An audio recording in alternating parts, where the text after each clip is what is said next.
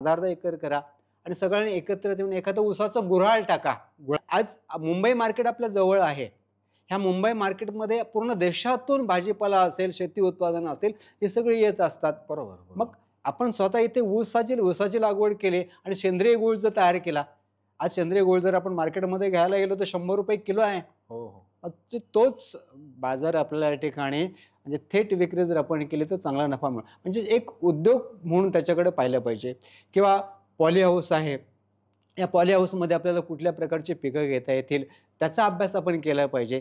त्यानुसार आपण त्याच्या पिकं घेतली पाहिजेत. म्हणजे माझा हा तरुण वर्ग जो आहे, ह्या तरुण वर्गाला एकच म्हणणं आहे या ठिकाणी, की आपण शेतीकडे उदरनिर्वाहाची शेती म्हणून न पाहता एक उद्योगाची. उद्योग म्हणून त्याच्याकडे पाहिलं पाहिजे. शेतकरी आहे हा उद्योजक बनला पाहिजे, तो प्रक्रिया करणारा बनला पाहिजे. तर निश्चितपणेच भविष्यामध्ये शेतीला सोन्याचा दिवस आल्याशिवाय राहणार नाही. कारण तो एक उद्योग म्हणून तो उभा राहिला जाईल.